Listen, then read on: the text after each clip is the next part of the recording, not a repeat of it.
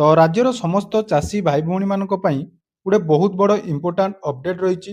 ଯଦି ଆପଣମାନେ ନିଜର ଚାଷ କାମ ପାଇଁ ଲୋନ୍ ଆଣିବା ପାଇଁ ଚାହୁଁଛନ୍ତି ବା ଆପଣମାନଙ୍କର ରାଜ୍ୟ ସରକାରଙ୍କ ତରଫରୁ ବର୍ତ୍ତମାନ ଚାଷୀ ଭାଇ ଭଉଣୀମାନଙ୍କୁ ମାତ୍ର 2% ସୁଧ ହାରରେ ଯାହାକି 3 ଲକ୍ଷ ଟଙ୍କା ପର୍ଯ୍ୟନ୍ତ ଯାହାକି ଲୋନ୍ ପ୍ରଦାନ କରାଯାଉଛି। ତେଣୁ ବର୍ତ୍ତମାନ ଯଦି ଆପଣମାନେ ନିଜର ଚାଷ କାମ ପାଇଁ କୌଣସି ବି ବ୍ୟାଙ୍କରୁ ଲୋନ୍ ଆଣିବା ପାଇଁ ଚାହୁଁଛନ୍ତି ବା ସରକାରଙ୍କ ତରଫରୁ ଚାଷୀ ଭାଇ ଭଉଣୀମାନଙ୍କୁ ଯେଉଁ କେସିସି ଲୋନ୍ ବା କ୍ରପ୍ ଲୋନ୍ ମିଳୁଛି ତାର ଲାଭ ନେବା ପାଇଁ ଚାହୁଁଛନ୍ତି ତାହେଲେ ଏହି ଭିଡ଼ିଓକୁ ଜମାରୁ ସ୍କିପ୍ କରନ୍ତୁ ନାହିଁ। କାରଣ ଦେଖନ୍ତୁ ବର୍ତ୍ତମାନ ଫାଇନାନ୍ସିଆଲ ଇୟର ଏଣ୍ଡ ହେବା ପାଇଁ ଯାଉଛି 31 ମାର୍ଚ୍ଚ ପରେ ବର୍ତ୍ତମାନ ଯାହାକି ଆପଣମାନେ ଯଦି ଲୋନ୍ ନେବା ପାଇଁ ଚାହୁଁଛନ୍ତି ତାହେଲେ ଏପ୍ରିଲ ମାସରେ ଆପଣମାନଙ୍କର ଲୋନ୍ ଆବେଦନ ପ୍ରକ୍ରିୟା ଆରମ୍ଭ ହୋଇଯିବ। ତେଣୁ ଯେଉଁ ଚାଷୀ ଭାଇ ଭଉଣୀମାନେ ସରକାରଙ୍କ ତରଫରୁ ଯେଉଁ ଏଗ୍ରିକଲଚର ଲୋନ୍ ମିଳୁଛି ତାର ଲାଭ ନେବା ପାଇଁ ଚାହୁଁଛନ୍ତି ଆପଣମାନଙ୍କର ସମବାୟ ସମିତି ବ୍ୟାଙ୍କ ଯେଉଁଗୁଡ଼ିକ ରହିଛି ସେଠୁ ବି ଯଦି ଆପଣମାନେ କମ୍ ଇଣ୍ଟରେଷ୍ଟରେ ବର୍ତ୍ତମାନ ଆପଣମାନଙ୍କର ଚାଷ ପାଇଁ ଲୋନ୍ ନେବେ ତାହେଲେ କେମିତି ତାର ଆବେଦନ ହେବ ଯେଉଁଟାକି ମାତ୍ର 7 ଦିନ ଭିତରେ ଆପଣମାନଙ୍କ ଆକାଉଣ୍ଟରେ କ୍ରେଡିଟ୍ ହୋଇପାରିବ। ତେଣୁ ତାର ପ୍ରୋସେସ୍ କ'ଣ ରହିଛି ସେ ବିଷୟରେ ସମ୍ପୂର୍ଣ୍ଣ ଡିଟେଲ୍ସ ଜାଣିବା। ତା ସହିତ ଆପଣମାନେ ଯଦି ଆବେଦନ କରିବେ କେଉଁ ଡକୁମେଣ୍ଟର ଆବଶ୍ୟକତା ରହିଛି, ନିଜ ନାମରେ ଜମି ଥିଲେ ଆପଣମାନଙ୍କୁ ଯାହାକି ଲୋନ୍ ମିଳିବ ବା ଯଦି ଆପଣମାନଙ୍କ ନିଜ ନାମରେ ଜମି ନାହିଁ ତାହେଲେ କେମିତି ଆପଣମାନେ ସେଇ ଲୋନ୍ ନେଇପାରିବେ ସେ ବିଷୟରେ ସମ୍ପୂର୍ଣ୍ଣ ଡିଟେଲ୍ସ ଆଜିର ଏହି ଭିଡ଼ିଓରେ ଆଲୋଚନା କରିବା। ତେଣୁ ଭିଡ଼ିଓକୁ ଜମାରୁ ସ୍କିପ୍ ନ କରି ପ୍ରଥମରୁ ଶେଷ ପର୍ଯ୍ୟନ୍ତ ଦେଖିବେ। ତା ପୂର୍ବରୁ ଯଦି ଚ୍ୟାନେଲକୁ ପ୍ରଥମ ଥର ଭିଜିଟ୍ କରୁଛନ୍ତି ଭିଡ଼ିଓକୁ ଲାଇକ୍ କରିବେ, ଚ୍ୟାନେଲକୁ ସବସ୍କ୍ରାଇବ୍ କରିବା ସହିତ ପାଖରେ ଥିବା ବେଲ୍ ଆଇକନକୁ କ୍ଲିକ୍ କରି ଅଲରେ ସେଟ୍ କରିଦେବେ। ଦେଖନ୍ତୁ ଲୋନ୍ ବହୁତ ପ୍ରକାର ଆପଣମାନଙ୍କର ରହିଛି, କିନ୍ତୁ ଯଦି ଆପଣମାନେ ଜଣେ ଚାଷୀ ଏବଂ ଆପଣମାନଙ୍କ ନାମରେ ଜମି ଅଛି ବା ଆପଣମାନଙ୍କ ପାଖରେ ଯେକୌଣସି ଜଏଣ୍ଟ ପଟ୍ଟା ବି ଅଛି ତାହେଲେ ବର୍ତ୍ତମାନ ଆପଣମାନେ ଏଗ୍ରିକଲଚର ଲୋନ୍ ନେଇପାରିବେ।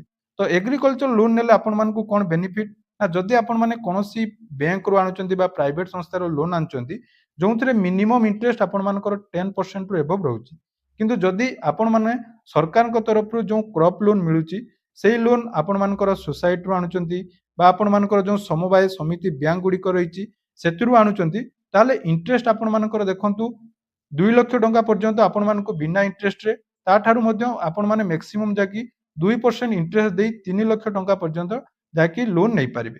ତେଣୁ ଏହି ଲୋନ୍ ନେବା ପାଇଁ ହେଲେ ଆପଣମାନଙ୍କୁ ସରକାରଙ୍କ ତରଫରୁ ଯେଉଁ କିଷାନ କ୍ରେଡିଟ୍ କାର୍ଡ ରହିଛି କିଷାନ କ୍ରେଡିଟ୍ କାର୍ଡର ଲୋନ୍ ନେଇପାରିବେ।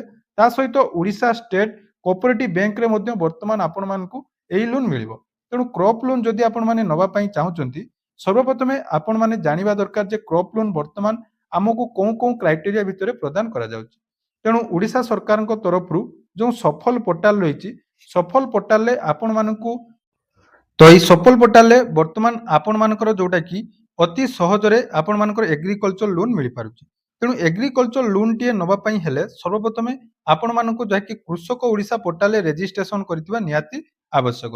ଯଦି ଆପଣମାନଙ୍କର କୃଷକ ଓଡ଼ିଶା ପୋର୍ଟାଲରେ ରେଜିଷ୍ଟ୍ରେସନ ହେଇଛି ତାହେଲେ ବର୍ତ୍ତମାନ ଆପଣମାନେ ଏହି ସଫଲ ପୋର୍ଟାଲ ମାଧ୍ୟମରେ ଏଗ୍ରିକଲଚର ଲୋନ୍ ପାଇଁ ଆପ୍ଲାଏ କରିପାରିବେ। ତେଣୁ ଏହାର ଅଫିସିଆଲ ୱେବସାଇଟ୍ ଯେଉଁଟାକି ଦେଖନ୍ତୁ ରହିଛି ସଫଲ odisha.gov.in यार ऑफिशियल वेबसाइट को आपण माने विजिट करेंगे। विजिट कला पर देखंतु एटी गोटे लॉगिन ऑप्शन अछि। तो जेतेबेले लॉगिन ऑप्शन ला आपण माने क्लिक करेंगे देखंतु आपण मानकर गोटे आछि फार्मर लॉगिन। तो सेही फार्मर लॉगिन ऑप्शन ले क्लिक कर देबे। फार्मर लॉगिन क्लिक कला परे प्रथम जो ऑप्शन टी रहिछि फार्मर, तो सेही फार्मर आपण माने सिलेक्ट करेंगे। सिलेक्ट कर सारला परे देखंतु एटी आपण मानकर आधार नंबर एंटर करिया पई पड़िबो। तेणु आधार नंबर एंटर करिवा पूर्वरु जोटा कि म आपण मानकु कहली जे कृषक ओडिशा रजिस्ट्रेशन आपण मानकर एही नथिले एटी आपण मानकर जाकी लोन पई आवेदन करि परिबे नाही। तो जदि कृषक ओडिशा रजिस्ट्रेशन अछि ताले एटी देखंतु लॉगिन ऑप्शन ले आपण माने क्लिक कर देबे। जेतेबेले लॉगिन ऑप्शन ले आपण माने क्लिक करचंती आपण मानकर देखंतु आधार रजिस्टर मोबाइल नंबर को वर्तमान गोटे ओटीपी आसीबो। तो सेही ओटीपी आपण माने एटी सबमिट करिवे। तो देखंतु हमर वर्तमान देखंतु ओटीपी आसी गला। तो सेही ओटीपी आपण माने सबमिट करी वेरीफाई ऑप्शन ले क्लिक करिवे। तेणु आमे एटी ओटीपी देई जाकी वर्तमान वेरीफाई कर नउचु। तो ओटीपी दे साला परे वेरीफाई कर देबे। देखंतु आपण मानकर वेरीफाई वर्तमान हि जिवो। तो वेरीफाई हे साला परे आपण मानकर सब किछि डिटेल जाकी एटी कृषक ओडिशा पोर्टल अनुसार शो करिवो। तापर देखंतु बैंक लोन प्रोडक्ट रहिछि, विभिन्न प्रकार बैंक रहिछि जेमिति कि एक्सिस बैंक, हमर बालेश्वर भद्रक कोऑपरेटिव बैंक, बंधन बैंक एवं आईसीआईसीआई बैंक एवं ओडिशा ग्राम्य बैंक सब किछि बैंक जोटा कि आपण मानक एरिया रे थिबो सब किछि एटी शो करिवो।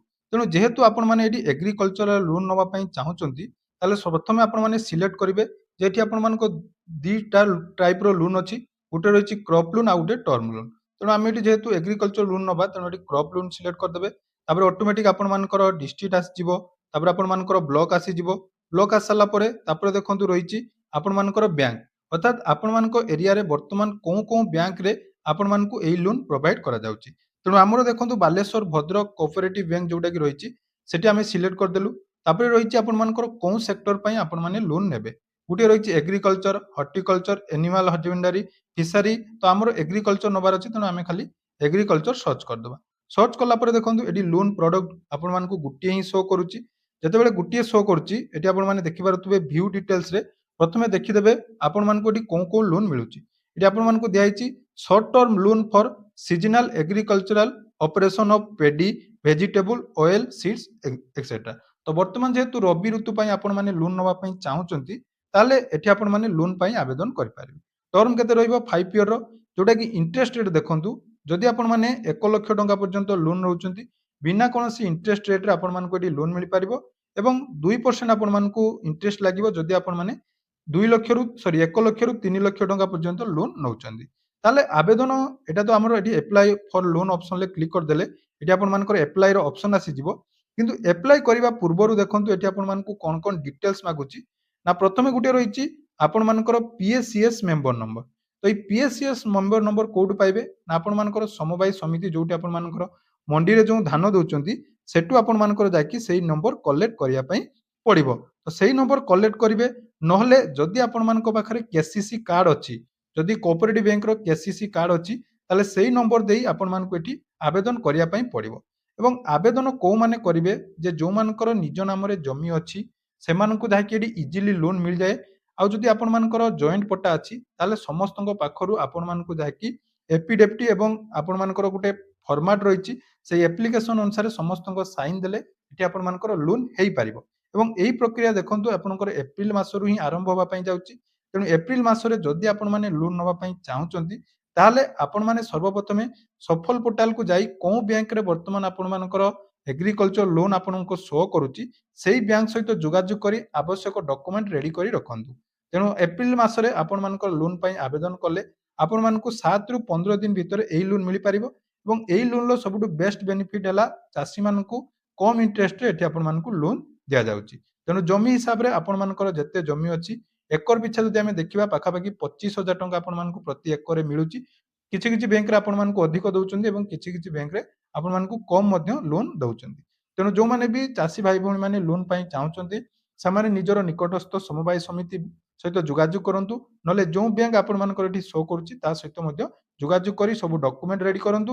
ଯେତେବେଳେ ଆପଣମାନଙ୍କର ଆରମ୍ଭ ହେବ ସେ ସମୟରେ ମୁଁ ଆପଣମାନଙ୍କୁ ଆପ୍ଲାଏର ଡିଟେଲ୍ସ ଭିଡ଼ିଓ ଏହି ଚ୍ୟାନେଲ ମାଧ୍ୟମରେ ଦେଇଦେବି। ଆଶା କରୁଛି ଭିଡ଼ିଓଟି ଆପଣମାନଙ୍କୁ ନିହାତି ଇନଫର୍ମେଟିଭ ଲାଗିଥିବ। ତ ଯଦି ଭିଡ଼ିଓଟି ଭଲ ଲାଗିଛି ଚ୍ୟାନେଲକୁ ସବସ୍କ୍ରାଇବ କରିବେ ଏବଂ ଆପଣମାନେ କୋଉ ଡିଷ୍ଟ୍ରିକ୍ଟରୁ ଭିଡ଼ିଓ ଦେଖୁଛନ୍ତି କମେଣ୍ଟ ସେକ୍ସନରେ ଜଣାଇବେ। ଧନ୍ୟବାଦ।